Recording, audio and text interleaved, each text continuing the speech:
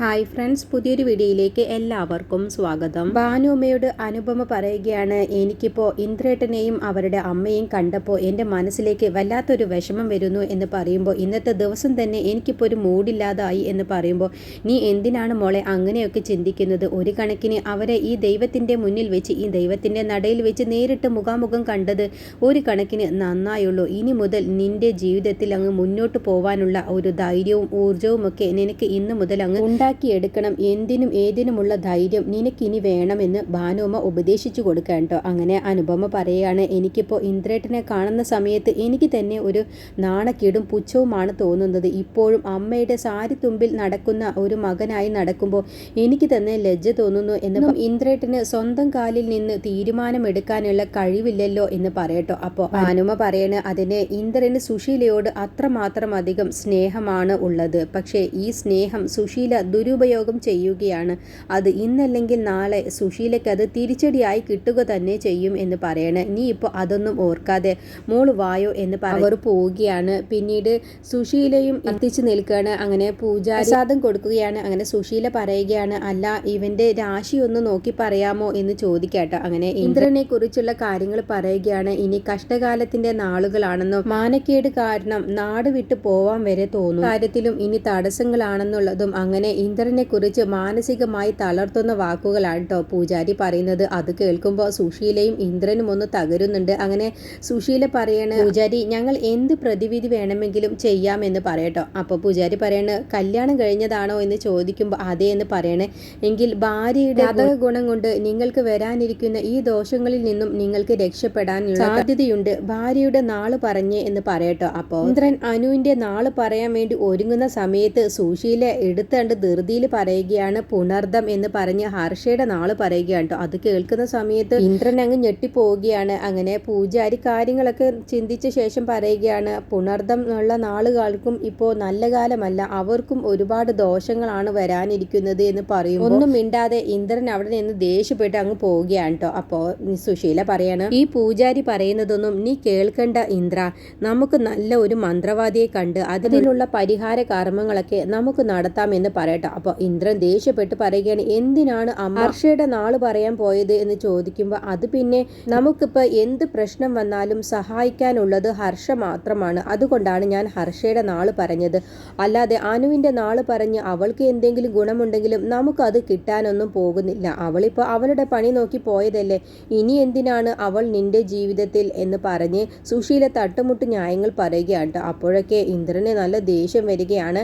അങ്ങനെ ഇന്ദ്രൻ എല്ലാം സഹിച്ചു പിടിച്ചിട്ടാണ് കേട്ടോ സുശീലയോട് മറുപടി പറയാതെ ദേഷ്യമൊക്കെ കടിച്ചമർത്തി നിൽക്കുകയാണ്. അങ്ങനെ സുശീലയും ഇന്ദ്രനും അവിടെ നിന്ന് പോവുകയാണ് കേട്ടോ. പിന്നീട് പഞ്ചരത്നത്തിലേക്ക് മാഷ് എത്തിയിട്ടുണ്ടാവും, കൂടെ അമ്പിളിയും ഉണ്ടാവും. അങ്ങനെ മാഷ് ലക്ഷ്മിയുടെ ഫോട്ടോയിൽ നോക്കിയിട്ട് ദയയെക്കുറിച്ചുള്ള കാര്യങ്ങൾ പറയുകയാണ്. ഇത്രയും ദിവസം ദയമോള് അത്രമാത്രം അധികം കഷ്ടപ്പാടും മാനസികമായിട്ട് ഒരുപാട് പ്രശ്നത്തിലായിരുന്നു.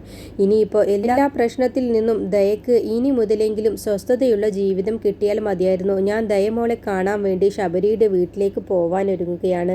നമ്മുടെ കുട്ടികൾക്ക് വേണ്ടി പ്രാർത്ഥിക്കണം. നമ്മളുടെ കുട്ടികളുടെ കൂടെ നീ ഉണ്ടെന്ന് എനിക്കറിയാം എന്നൊക്കെ പറഞ്ഞിട്ടാണ് മാഷ് അവിടെ പോവാൻ വേണ്ടി നിൽക്കുമ്പോഴാണ് അമ്പിളി ഇതൊക്കെ കേട്ടും കൊണ്ട് അവിടെ നിൽക്കുന്നത് കാണുന്നത്. അങ്ങനെ ദയയെ കാണാൻ വേണ്ടി മാഷ് പോവുകയാണെന്ന് കേൾക്കുമ്പോൾ അമ്പിളി പറയണേ, എന്തിനാണ് അച്ഛ ഇപ്പോൾ അവിടേക്ക് പോവാൻ നിൽക്കുന്നത്?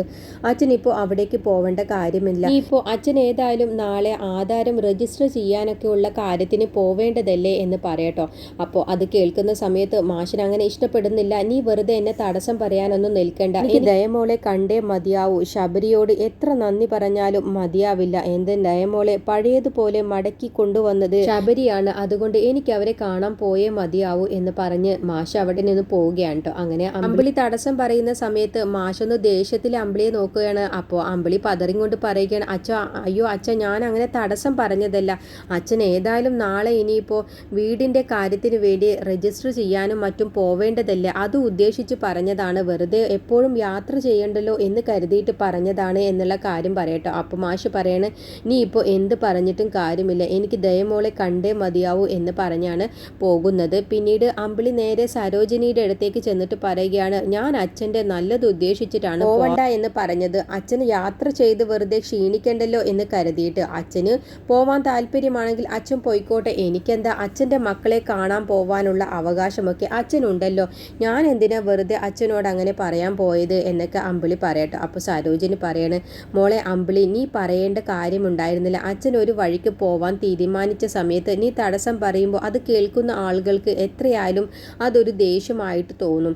പിന്നെ ദയയെ കാണാൻ വേണ്ടി പോവണമെന്ന് അച്ഛൻ ആഗ്രഹിച്ചത്, ദയയെ കാണാൻ ഇതുവരെയും അച്ഛന് പോവാൻ കഴിഞ്ഞിട്ടില്ലല്ലോ. അതുകൊണ്ടാണ് അച്ഛൻ ഇപ്പോൾ ഇന്ന് എന്തായാലും വീട്ടിലെത്തിയ ശേഷം ദയയെ കാണണമെന്ന് തീരുമാനിച്ചത്. അത് എന്തുകൊണ്ടും നല്ലത് തന്നെയാണ് എന്ന് പറയട്ടോ. അപ്പോൾ അമ്പിളി പറയണ, അല്ല ഞാനൊരു കാര്യം ചോദിക്കട്ടെ സരോജിനി ആൻറ്റി, അനുവിൻ്റെ പേരിൽ വീട് രജിസ്റ്റർ ചെയ്യുന്നത് കൊണ്ട് എന്താണ് സരോജിനി ആൻറ്റിയുടെ അഭിപ്രായം എന്ന് ചോദിക്കുമ്പോൾ, അത് നല്ലൊരു തീരുമാനം തന്നെയല്ലേ മോളെ. ഇന്ദ്രൻ കൈയൊഴിഞ്ഞ അനുപമയ്ക്ക് ഇപ്പോൾ താങ്ങും തണലുമായി നിൽക്കേണ്ടത് നിങ്ങളൊക്കെ തന്നെയല്ലേ. അപ്പോൾ ആ വീട് അവളുടെ പേരിൽ വാങ്ങുന്നത് കൊണ്ട് ഒരു വിരോധവുമില്ല എന്ന് പറയട്ടോ. അത് കേൾക്കുമ്പോൾ അമ്പിളിക്ക് അത്രയ്ക്ക് അങ്ങ് പിടിക്കുന്നില്ല. അമ്പിളിയുടെ മനസ്സിൽ ഒരു ദുരുദ്ദേശം വെച്ചിട്ട് തന്നെയാണ് സരോജിനി ആൻറ്റിയോട് അക്കാര്യം പറയുന്നത്. അപ്പോൾ അലി പറയാണ്, അതല്ല അച്ഛൻ്റെ പേരിൽ വാങ്ങുന്നതല്ലേ ഏറ്റവും നല്ലത്. അച്ഛൻ്റെ എല്ലാ മക്കൾക്കും അവകാശം അച്ഛൻ്റെ പേരിൽ വാങ്ങുമ്പോഴല്ലേ ഉണ്ടാവുകയുള്ളൂ എന്ന് പറയുമ്പോൾ, അനുപമയുടെ പേരിൽ വാങ്ങിയാലും നിങ്ങൾക്ക് എല്ലാവർക്കും അവിടേക്ക് പോവാമല്ലോ എന്ന് സരോജിനി ആൻറ്റി പറയുന്ന സമയത്ത് അമ്പിളിക്ക് അതൊന്നും അത്രയ്ക്ക് അങ്ങ് പിടിക്കുന്നില്ല കേട്ടോ. അങ്ങനെ സരോജിനി ആൻറ്റി പുറത്തേക്ക് പോയി കഴിഞ്ഞ ശേഷം അമ്പിളി സ്വയം പറയുകയാണ്, അല്ല എന്തിനാണിപ്പോൾ ഞാൻ ഇവരോട് ഇക്കാര്യമൊക്കെ പറഞ്ഞത്. ഇനി മുതൽ ഇവരോടൊക്കെ സംസാരിക്കുമ്പോൾ ഒന്ന് സൂക്ഷിച്ച് പറയുന്നത് നല്ലതാണ്. അതുകൊണ്ട് വായ ഒന്ന് പൂട്ടി വെക്കുന്നത് നല്ലതായിരിക്കും എന്നൊക്കെ സ്വയം അമ്പിളി തന്നെ പറയുകയാണ്. പിന്നീട് ദയയും കൂട്ടി ശബരി വീട്ടിലേക്ക് വരികയാണ് കേട്ടോ. ഈ സമയം വാസന്തിയും ധനനും കൂടിയിട്ട് ഓരോന്നൊക്കെ പറയുന്നുണ്ട് ദയയെക്കുറിച്ച്. അല്ല ദയയെക്കുറിച്ച് വല്ല ന്യൂസും പേപ്പറിൽ വന്നിട്ടുണ്ടോ എന്ന് രാമനാഥനോട് ചോദിക്കുകയാണ് കേട്ടോ. അതിന് ന്യൂസിൽ എന്തിനു വരണം, ഇപ്പോൾ നാട്ടുകാർ മൊത്തത്തിൽ അറിഞ്ഞിരിക്കുകയാണല്ലോ എന്ന് ധനം പറയുന്ന സമയത്ത്, അത് എങ്ങനെ അറിയാതിരിക്കും, നിങ്ങളെപ്പോലെയുള്ള 2 പേരുണ്ടല്ലോ, നിങ്ങൾ തന്നെ എല്ലാവരോടും കൊട്ടി ആഘോഷിച്ച് പറയുന്നുണ്ടല്ലോ എന്ന് രാമനാഥൻ പറയട്ടോ. അപ്പോൾ അനിതയോട് ചോദിക്കുകയാണ് രാമനാഥൻ, അല്ല അനിത നീ ആരോടെങ്കിലും ദയയെക്കുറിച്ച് പറയാറുണ്ടോ എന്ന് ചോദിക്കുമ്പോൾ, ഞാൻ പറയാറുണ്ട്. വാസന്തി ചേച്ചിയും ധനേട്ടനും എന്നോട് ദയയെക്കുറിച്ച് ചോദിച്ചാൽ ഞാൻ അവരോട് പറയാറുണ്ട്, അല്ലാതെ നാട്ടുകാരോട് ആരോടും പറയാറില്ല എന്ന് അവരെ 2 പേരെയും അർത്ഥം വെച്ചിട്ട് പറയുകയാണ് കേട്ടോ അനിത. ആ സമയത്ത് വാസന്തിയും ധനനും പറയുകയാണ്, ഞങ്ങൾ അങ്ങനെ ആരോടും നടന്ന് പറയാറൊന്നുമില്ല, നാട്ടുകാർക്ക് തന്നെ എല്ലാ കാര്യവും അറിയാമെന്ന് പറയണം. അപ്പോഴാണ് അവിടേക്ക് ശബരിയും ദയയും കൂടി വരുന്നത്. അപ്പോൾ അനിതയോട് ആരതി എടുക്കാൻ വേണ്ടി രാമനാഥൻ പറയുകയാണ് കേട്ടോ. അങ്ങനെ ദയയും ശബരിയും കൂടി അകത്തേക്ക് വരുന്ന സമയത്ത് രാമനാഥൻ പറയണ, കയറാൻ വരട്ടെ, അവിടെ നിൽക്കുക എന്ന് പറയുമ്പോൾ പെട്ടെന്ന് തന്നെ അവർ 2 പേരും എന്താ ഇങ്ങനെ പറയുന്നത് അച്ഛൻ എന്നുള്ള ഭാവത്തിലാണ് കേട്ടോ നിൽക്കുന്നത്. അപ്പോഴാണ് ആരതിയുമായിട്ട് അനിത വരുന്നത്. അങ്ങനെ അച്ഛൻ തന്നെ രാമനാഥൻ തന്നെ അവരെ ആരതി ഒഴിഞ്ഞ് അകത്തേക്ക് കയറ്റുകയാണ്. അപ്പോൾ ദയ ധൃതി പിടിച്ച് മോനെ കാണാൻ വേണ്ടി പോകുന്ന സമയത്ത് അനിത പറയണ, മോന് നല്ല ഉറക്കത്തിലാണെന്ന് പറയട്ടോ. അപ്പോൾ രാമനാഥനും പറയണ, മോൻ ഇപ്പോൾ നല്ല ഉറക്കത്തിലാണ്, നീ പോയി റെസ്റ്റ് എടുക്കും മോളെ എന്ന് രാമനാഥൻ പറയുമ്പോൾ ശബരി പറയണ, മോനെ ഇപ്പോൾ ഉറക്കത്തിൽ നിന്നും നീ ഉണർത്തിക്കഴിഞ്ഞാൽ അവൻ നല്ല വാശിയിലായിരിക്കും, നീ പോയി റെസ്റ്റ് എടുക്കുക എന്ന് പറഞ്ഞ് ശബരിയും ദയയെ അവിടെ നിന്ന് പറഞ്ഞയക്കേണ്ട. അപ്പോഴാണ് വാസന്തി പറയുന്നത്, ദയയെ അവിടെ നിന്ന് നിന്നോട് എനിക്കൊരു കാര്യം ചോദിക്കാനുണ്ട്, അത് ചോദിക്കാതിരിക്കാൻ എനിക്ക് കഴിയില്ല, ഞാൻ ഇവൻ്റെ ചേച്ചിയാണല്ലോ, അതുകൊണ്ട് എനിക്ക് നിന്നോട് ഇത് ചോദിച്ചേ മതിയാവൂ എന്ന് പറഞ്ഞ് നന്ദുവിനെ കുറിച്ചുള്ള കാര്യം പറയുകയാണ് കേട്ടോ. നീ എന്തിനാണ് ആ 20 ലക്ഷം രൂപയുടെ നോമിൽ നീ ഒപ്പിട്ട് കൊടുത്തത്? അത് ഒപ്പിട്ട് കൊടുത്തതോടുകൂടി നീ ഇപ്പോൾ ഇവൻ്റെ 2ാമത്തെ ഭാര്യയായി മാറുകയല്ലേ ചെയ്തത്. അവരൊക്കെ പറഞ്ഞു പരത്തുന്നത് പോലെ തന്നെ ആവുകയല്ലേ ചെയ്തത്. നീ ആരോട് ചോദിച്ചിട്ടാണ് ഇങ്ങനെ ഒപ്പിട്ട് കൊടുത്തത് എന്നൊക്കെ പറഞ്ഞ് വാസന്തി കുറ്റപ്പെടുത്തി സംസാരിക്കുകയാണ് കേട്ടോ. അത് കേൾക്കുമ്പോൾ ദയ അങ്ങ് പൊട്ടിക്കരയുകയാണ്. അപ്പോൾ രാമനാഥൻ പറയുന്നുണ്ട്, നീ ഒന്നും മിണ്ടാതിരിക്കുന്നുണ്ടോ വാസന്തി എന്ന് ചോദിക്കുമ്പോൾ, എനിക്ക് ചോദിക്കാനുള്ളത് ഞാൻ ആരോടാണെങ്കിലും ചോദിച്ചിരിക്കും, അല്ല എന്നുണ്ടെങ്കിൽ ഞാൻ ഇവൻ്റെ ചേച്ചി അല്ലാതായി മാറില്ലേ. എൻ്റെ മനസ്സിൽ തോന്നിയ ചോദ്യം ഞാൻ ഇവളോട് ചോദിക്കാതെ മറച്ചു വെച്ചാൽ അതിന് എനിക്ക് കഴിയില്ല എന്ന് പറഞ്ഞിട്ടാണ് കേട്ടോ വാസന്തി കുറച്ച് ദേഷ്യത്തിൽ അങ്ങ് പോവുകയാണ്. പുറകെ ധനനും കൂടി പോവുകയാണ് കേട്ടോ. അങ്ങനെ ശബരിയും ദയയും കൂടിയിട്ട് മുകളിലേക്ക് പോവുകയാണ്. ആ സമയത്തൊക്കെ ദയ പൊട്ടിക്കരയുകയാണ് കേട്ടോ. അപ്പോൾ രാമനാഥനൊക്കെ എന്ത് പറയണം എന്ന് അറിയാതെ വിഷമിച്ച് നിൽക്കുകയാണ്. എന്നിട്ട് അനിത പറയുന്നുണ്ട്, എന്തിനാണ് വാസന്തി ചേച്ചി ഇപ്പോൾ ദയയോട് അത് ചോദിച്ചത് എന്നുള്ള ഭാവത്തിൽ അനിത രാമനാഥനെ അച്ഛ എന്ന് വിളിക്കുകയാണ് കേട്ടോ. അങ്ങനെ അനിതയും പോവുകയാണ്. പിന്നീട് റൂമിലേക്ക് ചെന്ന ശേഷം ദയ ഫ്രഷ് ആയിട്ട് പുറത്തേക്ക് വരുന്ന സമയത്ത് ശബരിയെ റൂമിൽ കാണുന്നില്ല. അപ്പോൾ ശബരി എവിടെയെന്ന് നോക്കാൻ വേണ്ടി പുറത്തേക്ക് വരുമ്പോൾ ശബരി അവിടെ നിന്നിങ്ങനെ ആലോചിക്കുന്നത് കാണാം കേട്ടോ. അപ്പോൾ ദയ ചോദിക്കുകയാണ്, വാസന്തി ചേച്ചി പറഞ്ഞതിനെ കുറിച്ചാണോ ശബരിയേട്ടൻ ഇങ്ങനെ ചിന്തിക്കുന്നത് എന്ന് ചോദിക്കുമ്പോൾ, അത് തന്നെയാണ് ഞാനും ചിന്തിച്ചത്, സാരമില്ല അത് വിട്ടേക്ക് എന്ന് പറയുമ്പോൾ, അത് അതിന് ദേഷ്യപ്പെടുകയൊന്നും വേണ്ട എന്ന് പറയുമ്പോൾ, സത്യം പറയുമ്പോൾ ദേഷ്യപ്പെട്ടിട്ട് കാര്യമില്ലല്ലോ ദയേ. ഞാനും കൂടി ചോദിക്കാൻ വന്ന കാര്യമാണ് വാസന്തി ചേച്ചി നിന്നോട് ചോദിച്ചത്. ഈ നിതിന്റെ നോമിനിയിൽ നീ ഒപ്പിട്ട് കൊടുക്കാൻ പാടില്ലായിരുന്നു എന്ന് തന്നെയാണ് എനിക്കും അഭിപ്രായം ഉണ്ടായിരുന്നത്. പക്ഷെ നീ അപ്പോഴത്തേക്കും നീ ഒപ്പിട്ട് കൊടുത്തു കഴിഞ്ഞിരുന്നു എന്ന് പറയുമ്പോൾ, അത് ഞാൻ അവനെ കൊണ്ടുള്ള ശല്യം ഇനി ഒരിക്കലും ഉണ്ടാവരുത് എന്ന് കരുതിയിട്ടാണ് ഞാൻ അങ്ങനെ ഒപ്പിട്ട് കൊടുത്തത്. മറ്റൊന്നും ഞാൻ ആ സമയത്ത് ചിന്തിച്ചില്ല എന്ന് പറയുമ്പോൾ, അത് ശരിയാണ്, നീ അത് ഉദ്ദേശിച്ചിട്ട് മാത്രമാണ് അങ്ങനെ ചെയ്തത്.